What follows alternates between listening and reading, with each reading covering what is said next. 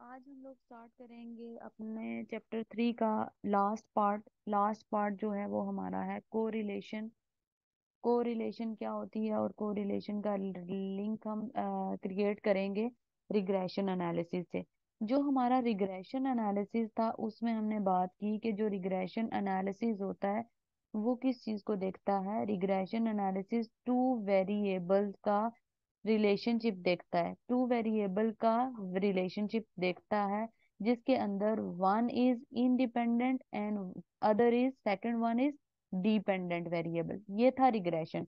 अब हम लोग आ गए हैं किस पे, कोरिलेशन पे।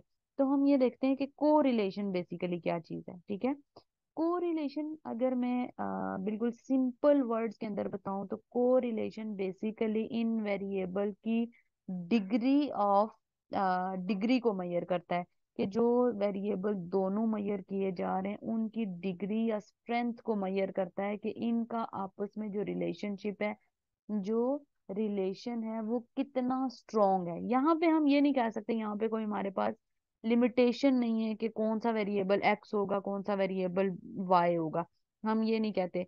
लेकिन यहाँ पे हम ये चीज जरूर कहेंगे कि डिग्री यानी कि स्ट्रेंथ हम यू जरूर देखेंगे कि दोनों वेरिएबल का आपस में जो लिंक है उसका उसकी स्ट्रेंथ कितनी है, मतलब वो कितना ज्यादा आपस में इंटरलिंक है। रिग्रेशन के अंदर तो हम सिर्फ ये देखते थे ना कि हाँ ठीक है, एक वेरिएबल एक इंडिपेंडेंट के वेरिएबल के मूव करने से डिपेंडेंट का क्या रिएक्शन आता है। यहाँ पे हम देखेंगे कि वो रिएक्शन वो रिलेशन कितने परसेंट स्ट्रांग है। वो रिएक्शन वो रिलेशन कितने परसेंट स्ट्रांग है, मतलब बहुत स्ट्रांग रिलेशन है या नहीं। इसका मतलब एक वेरिएबल बढ़ता है तो उसी मूवमेंट से दूसरा वेरिएबल स्ट्रांगली बढ़ता है, और इधर से हमारी जो स्कैटर डायग्राम होगी उसमें हमारा बिल्कुल बेस्ट डिग्री कोरिलेट होगा या नहीं। कुछ ऐसे होते हैं जो बिल्कुल बेस्ट डिग्री को रिलेट करते हैं आइटम्स आपस में, या लिंक होता है आपस में। कुछ ऐसी आइटम्स होती हैं जिनका आपस में कोई लिंक नहीं होता। तो कोरिलेशन दो वेरिएबल का आपस में कितने परसेंट स्ट्रॉन्ग रिलेशनशिप है। जैसे correlation measures the strength of the relationship between two variable, in particular whether movement are related. Either does spending more advertisement necessary result in more sales. वो हमें ये कह रहा है कि कोरिलेशन हमें ये बताता है कि दो वेरिएबल का आपस में रिलेशनशिप कितना स्ट्रॉन्ग है। जैसे एक मूव करेगा तो दूसरे पे क्या इफेक्ट पड़ता है। जैसे अगर मैं ये एग्जांपल दूं कि एडवर्टीजमेंट करने से सेल्स पे क्या इफेक्ट आएगा। क्या हम ज्यादा एडवर्टीजमेंट करेंगे तो ज्यादा सेल्स होंगी? डेफिनेटली ज्यादा सेल्स होंगी, क्योंकि अगर मैं एडवर्टीजमेंट अच्छी कर रही हूँ, क्योंकि अगर मैं एड्स अच्छे बना रही हूँ, अट्रैक्टिव एड बना रही हूँ, तो पब्लिक को वो एड अट्रैक्ट करेंगे और सेल्स बढ़ेंगी। One way of measure how much correlated two variable are is by drawing a graph. Scatter diagram again हम बनाएंगे, स्कैटर्ड चार्ट अगेन हम बनाएंगे, वही वाला जो चार्ट डॉटेड ग्राफ होता है उसके अंदर देखेंगे कि विजिबल जो रिलेशनशिप एग्जिस्ट करता है वो किस तरह से एग्जिस्ट करता है बेस्ट फिट लाइन से। रिग्रेशन में हम एक डिपेंडेंट वेरिएबल रखते हैं एक इंडिपेंडेंट वेरिएबल रखते हैं, और सिर्फ हम देखते हैं कि नॉर्मल रिलेशनशिप एग्जिस्ट करता है या नहीं। कोरिलेशन हमें ये बताता है कि कितने परसेंट वो स्ट्रॉन्ग रिलेशनशिप है, मतलब कितना ज्यादा वो स्ट्रॉन्ग रिलेशनशिप है भी या नहीं है। तो वो हम ये चीज कोरिलेशन के थ्रू मेजर करते हैं। When correlation is strong the estimated best fit should be more reliable. अगर कोरिलेशन अगर मतलब दोनों वेरिएबल के दरमियान जैसे एडवर्टीजमेंट ज्यादा करने से सेल्स ज्यादा होंगी होंगी, तो अगर हम ये देखें ना तो हमारा कोरिलेशन का जो ग्राफ बनेगा ना वो इस तरह से बनेगा। हमारा डाटा ऐसे आएगा, बिल्कुल सीधा, बिल्कुल भी स्कैटर डायग्राम जो होगी ना उसके इधर उधर डाटा नहीं होगा। वो बेस्ट कोरिलेट होंगे, एक दूसरे से रिलेट कर रहे होंगे। Another way measure correlated two variables are is to calculated coefficient correlation. अगर हम लोग ये भी तरीका है कि कोरिलेशन से भी मेजर कर सकते हैं, और दूसरा तरीका क्या है कि हम कॉफिशिएंट मेजर कर लें।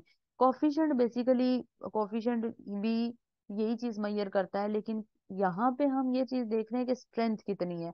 कॉफिशिएंट हमें ये बताएगा कि उसके अंदर लीनियर स्ट्रेंथ कितनी है, लीनियर यानी कि डायरेक्ट स्ट्रेंथ कितनी है। यहाँ पे हम सिंपल स्ट्रेंथ देख रहे हैं कि कितनी कितने परसेंट उन दोनों के दरमियान रिलेशन है, वो एक ही तरह मूव करेंगे या नहीं करेंगे। Different degree of correlation, different तरह की कोरिलेशन बताई गई है, स्ट्रॉन्ग या परफेक्ट पॉजिटिव या परफेक्ट नेगेटिव। इनका क्या मतलब होता है? वेरिएबल्स जो होते हैं ना, जो वेरिएबल किसको हम कह रहे हैं, वेरिएबल जैसे सेल है ये एक वेरिएबल है, ये हम चीजों को वेरिएबल कह रहे हैं, और एडवर्टीजमेंट है ये एक वेरिएबल है।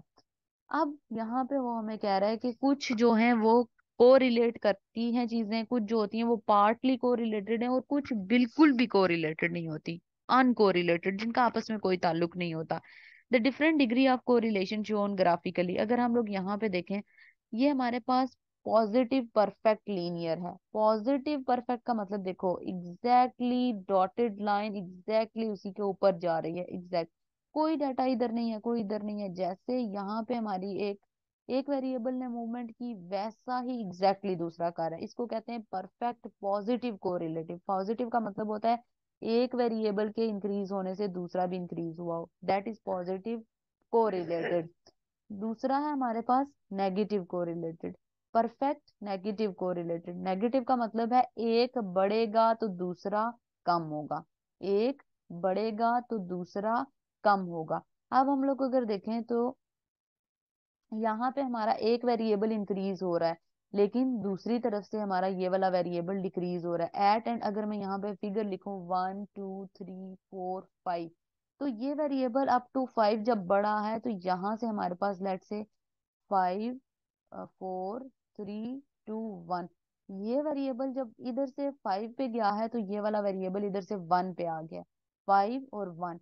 इसका मतलब ये हुआ कि perfect negative correlate, exactly negative correlate है, एक चीज के बढ़ने से दूसरी चीज कम होती है। जैसे अगर फॉर एग्जांपल हम लॉ ऑफ डिमांड कह लेते हैं, लॉ ऑफ डिमांड कह लेते हैं यहाँ पे हम। लॉ ऑफ डिमांड क्या कहता है, F1 में आप ये पढ़ोगी, अगर आपने पढ़ा हुआ है तो ठीक है, अदरवाइज आप लोग F1 में ये चीज पढ़ेंगे कि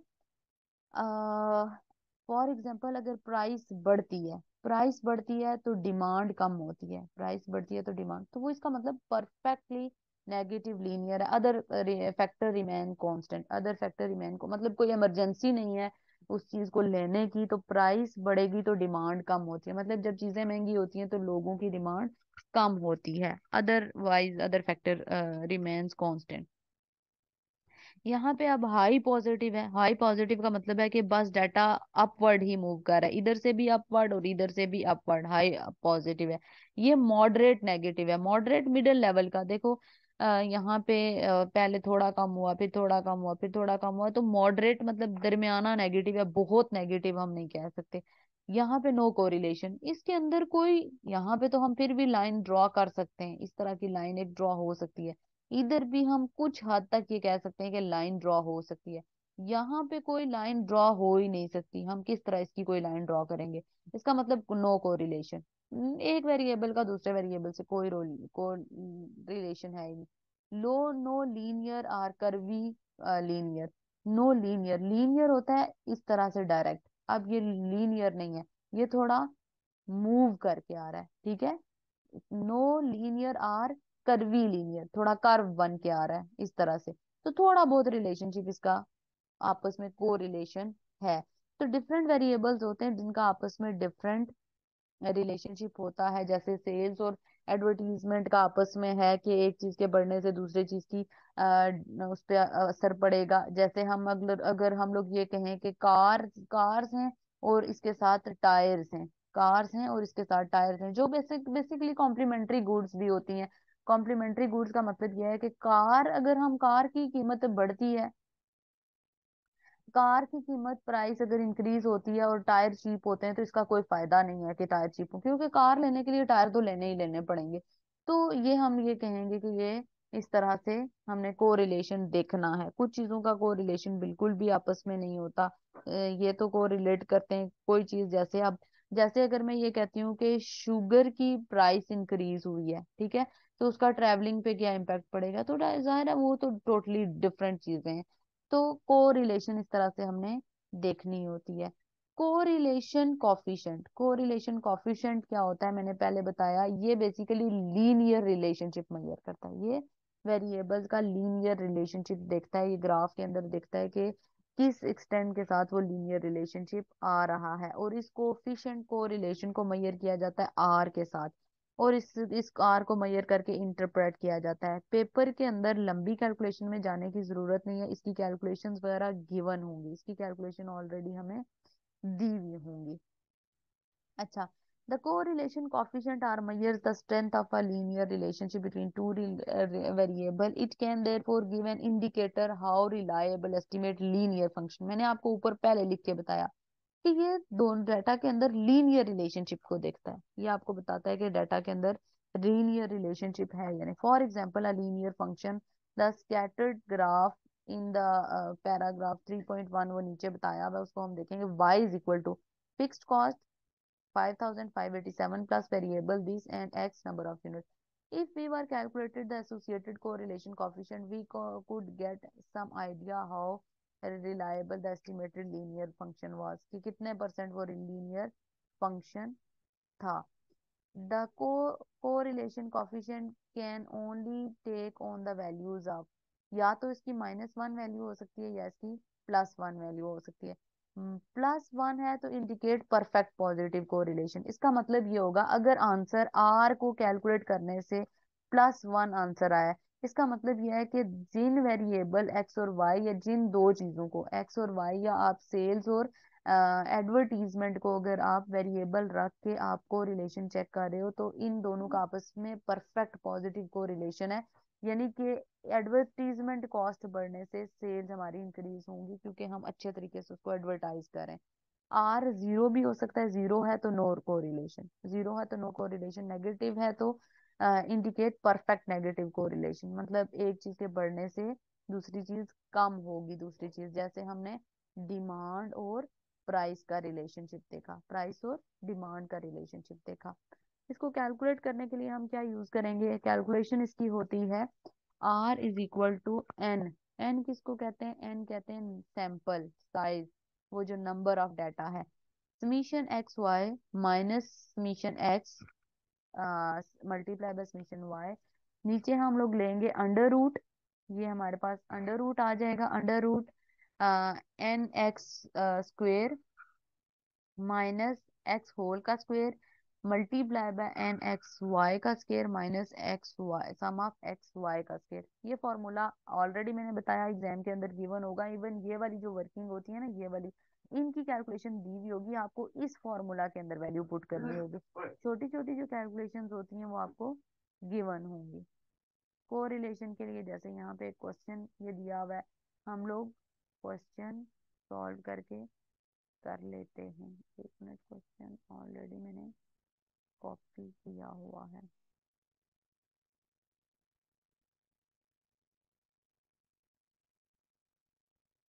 ओके, ये वाला क्वेश्चन है। वैसे यहाँ पे तो हमें क्वेश्चन सॉल्व करके दिया गया है, हम यहाँ पे फॉर्मूला भी साथ ले आते हैं ताकि हमारे लिए आसानी हो, उसको देख के हम साथ साथ सॉल्व करते रहेंगे।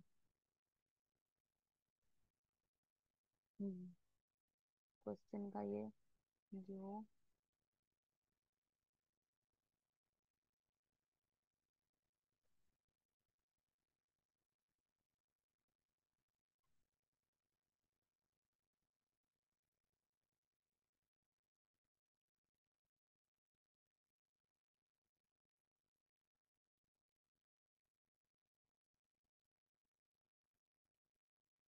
ओके, ये हमारे पास फॉर्मूला है। अब हम इसके अंदर सॉल्व करेंगे, कैलकुलेशन करेंगे। अब हमें क्वेश्चन के अंदर क्या बोला गया है, r is equal to sum of x y. X y हमने करना है तो एक्स और वाई हम यहाँ पे बना लेते हैं। वैसे यहाँ पे सम ऑफ एक्स और वाई हमें ऑलरेडी टेबल के अंदर दिया गया है। सम ऑफ एक्स हमें दिया गया है, table above produce the following data. Sum of x दिया गया है 28, सम ऑफ वाई दिया गया है 428, सम ऑफ एक्स वाई दिया गया है 1870, सम ऑफ एक्स स्क्वेयर दिया गया है 140। ये वाली जो फिगर्स है ना, ये थाउजेंड्स के अंदर है, ये थाउजेंड्स के अंदर है। n 7 है। हम यहाँ पे इसको कैलकुलेशन कर भी लेते हैं। यहाँ पे लेट से इसको मैं बोल देती हूँ, इसको मैं बोल देती हूँ, यूनिट्स को मैं बोल देती हूँ एक्स, और इसको मैं टोटल कॉस्ट को मैं बोल देती हूँ वाई। और हम खुद से यहाँ पे इसकी कैलकुलेशन करते हैं। लेट से एक्स है और एक्स आपका है 100,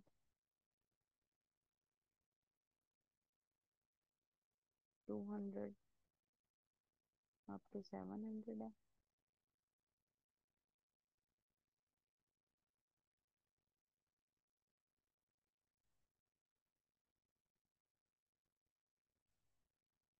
अप टू 700 यहाँ पे हम कर लेते हैं वाई। वाई आपके पास है 40,000, 45,000, 50,000, 65,000 और 70,000,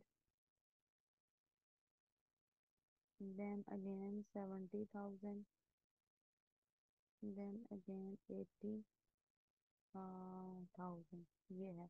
आपको इससे हमने फॉर्म फार्मूला दे के वही कॉलम बना लेते हैं। ये ऊपर हमारे पास फॉर्मूला है, n is equal to sum of x y. यहाँ पे हम कर लेते हैं एक्स वाई, एक्स वाई कर लेते हैं। एक्स वाई के लिए हमें क्या करना पड़ेगा, इन दोनों को मल्टीप्लाई करना पड़ेगा। 100 मल्टीप्लाई बाय 40,000, ये हमने कर लिया। फिर हमने क्या किया, इक्वल टू 200 मल्टीप्लाई बाय 45,000, ये हमने इसी तरह मल्टीप्लाई किया। अब हम आगे इसको ड्रैग करेंगे, ये हमारे ऑलरेडी सारे आंसर आ जाएंगे। एक्स वाई हमने कर लिया, इक्वल टू सम हमने करना है। सम मतलब इन सबको हमने सम समीशन बनाना है।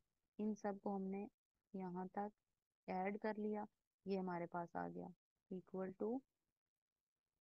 ये देखो ये शॉर्टकट फिगर दी हुई है, ऑलरेडी क्वेश्चन के अंदर दी हुई है, तो हम इसको खुद से ही कर रहे हैं। एक ये वाली हाईलाइट कर लेते हैं, फिर sum of x equal to सम इसका भी कर लेते हैं। ये हमारे पास देखो 2800, ये 28 ऑलरेडी गिवन है क्वेश्चन के अंदर। ये हमने सम ऑफ एक्स कर लिया। इसी तरह sum of Y equal to sum equals to sum का फंक्शन मैं यहाँ पे अप्लाई करूँगी, और यहाँ पे हम लोग इस तरह से कर लेंगे। और ये 420,000, ये इसी तरह की फिगर हमें दी हुई है। अच्छा ये आ गया सम ऑफ एक्स वाई, और फिर sum of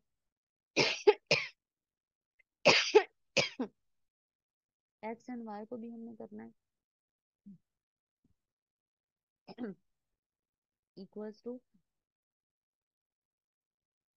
N into sum of x square. X का स्क्वेयर ले लेते हैं, यहाँ पे मैं ले लेती हूँ एक्स का स्क्वेयर। एक्स का स्क्वेयर ले लेते हैं, तो ये वाली एक्स की वैल्यूज है इक्वल टू 100 इंटू 100, ये आ जाएगा इक्वल्स टू 200 इंटू 200 स्क्वेयर लेते हुए, या रेज टू पावर 2 भी हम कर सकते हैं। रेज टू पावर 2, ये इस तरह से नहीं आएगा, इक्वल्स टू 200 मल्टीप्लाई बाय 200। इस तरह हमने कर लिया एक्स का स्क्वायर। तो इसी तरह हम इसको ड्रैग करेंगे और ये भी हमारे पास आ जाएगा। फिर सम ऑफ एक्स स्क्वायर भी लेना है इक्वल्स टू सम, तो ये हम सम करेंगे इस तरह से, ये हमारे पास 140, ये एग्जैक्टली वही फिगर्स आ रही हैं। तो हमें कैलकुलेशन उस तरह से करने की ज़रूरत नहीं है, क्योंकि ऑलरेडी ही आपको क्या किया गया है, ऑलरेडी आपको ये सारी कैलकुलेशन पेपर के अंदर गिवन होंगी। ठीक है ना, भी गिवन हो तो हम इस तरह करके बना लेंगे, बट बना लेंगे, बट हमें पेपर के अंदर नॉर्मली वो गिवन होती हैं, उसको करने की ज़रूरत नहीं होती, जैसे ये वाली हमें गिवन है। इसी तरह से हम क्या करेंगे,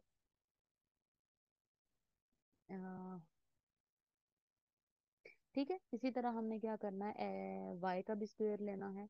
वाई का स्क्वायर हमने ले लेना है। वाई ये वाला कॉलम है, इसका हमने स्क्वायर लेना है, equals to 40,000 multiply by 40,000 equals to 45,000 multiply by 45,000। ये इस तरह से हमने इसका भी स्क्वायर ले लेना है। कैलकुलेटर पे हम बस पावर लेते जाएंगे 2 और वो हमारा होता जाएगा।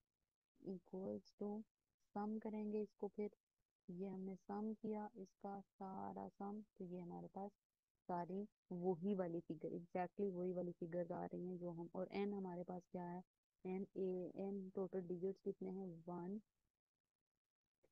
2। तो इसको भी हम देख लेते हैं कि टोटल हमारे पास कितनी वैल्यूज हैं, 7 है। ये मैंने एक शायद ज़्यादा लिख लिया, 1 2 3 1 2 3 4 5 6 7, 7 वैल्यूज हैं, ठीक है। अच्छा ये टोटल वाले कॉलम में मैंने लिखा है। एन हमारे पास क्या हो जाएगा, एन इक्वल्स टू 7। ये इस तरह से हमें वैल्यूज गिवन होंगी, ठीक है। इस तरह से वैल्यूज को हमने देखते हुए जस्ट क्या करना है, फॉर्मूला के अंदर पुट करना है। फॉर्मूला के अंदर पुट करके हम सिंपली उसको सिंप्लीफाई कर देंगे, मल्टीप्लाई करके हम देख लेंगे कि हमारे पास क्या क्या आंसर्स आ रहे हैं।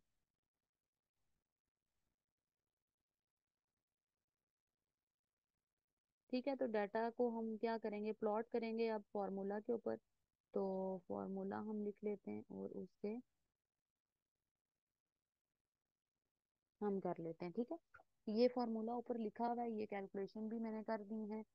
अब हम इसको फॉर्मूला को अप्लाई करते हैं। यहाँ पे मैं सारी फिगर्स अब लिखने जा रही हूँ, आर कैलकुलेट करना है हमें।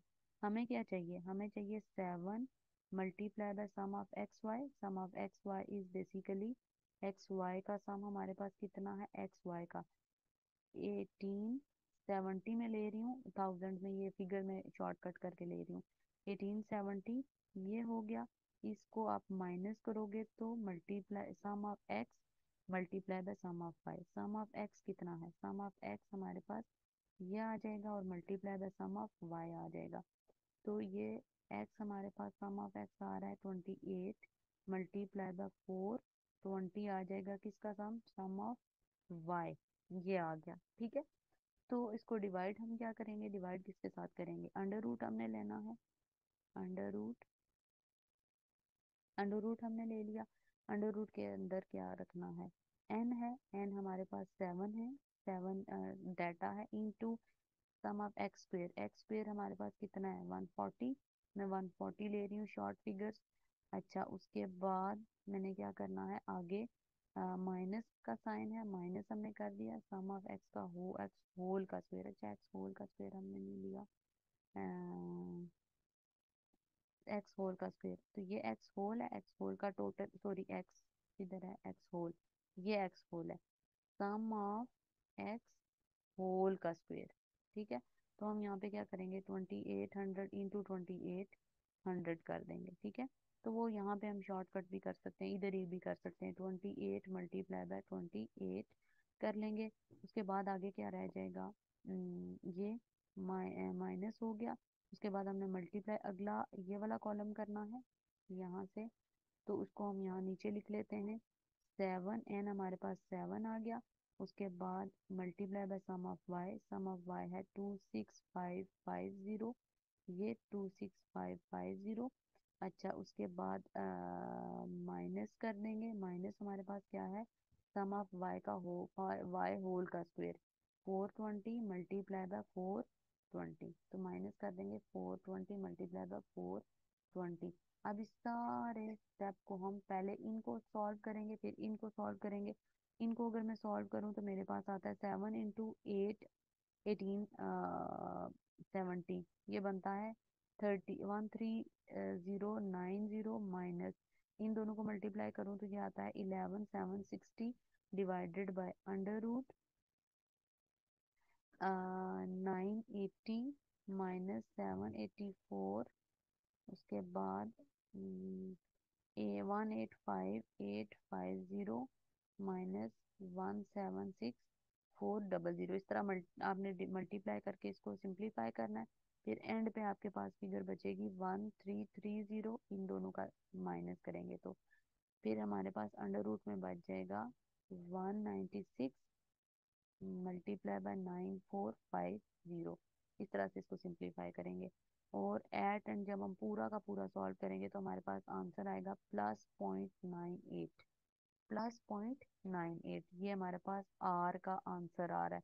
तो हमने क्या पढ़ा था कि +0.98 अगर हो तो इसका मतलब ये है कि परफेक्ट परफेक्ट पॉजिटिव को रिलेशन, कॉफिशिएंट को रिलेशन परफेक्ट होगी। ठीक है, इसका मतलब ये जितना जितना ज्यादा यूनिट्स बढ़ेंगे वैसे भी यूनिट ज्यादा बढ़ेंगे तो टोटल कॉस्ट ज्यादा बढ़ती है। ठीक है, यहाँ पे हम अगर देखें 700 यूनिट से 80,000 है, यूनिट्स बढ़ने के साथ कॉस्ट बढ़ती है।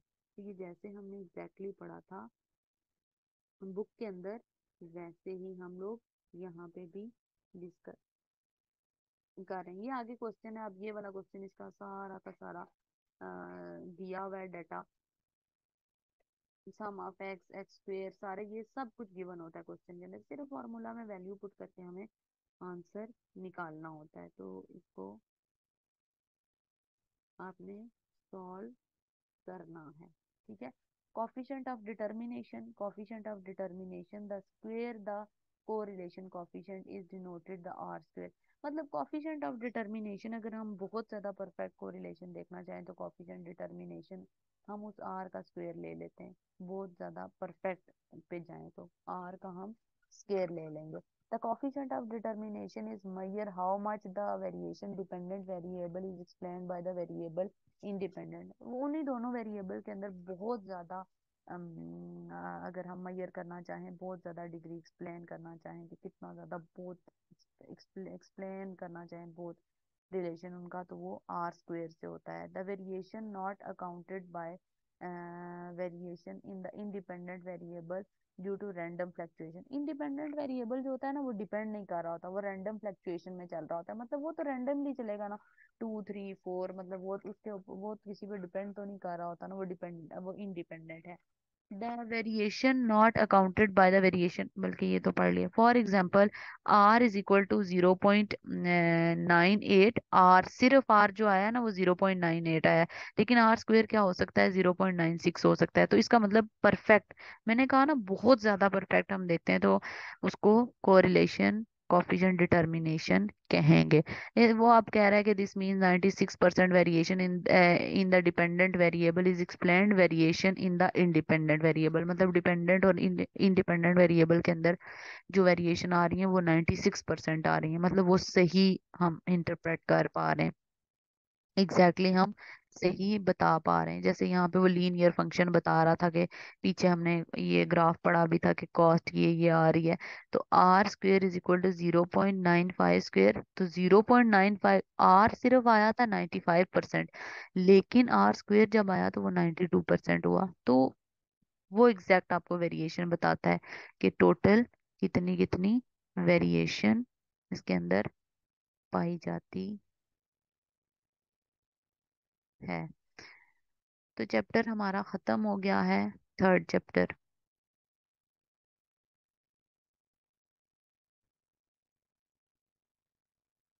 तो गाइस होप सो आपको ये वीडियो पसंद आई होगी और आपको इस लेक्चर की समझ आई होगी।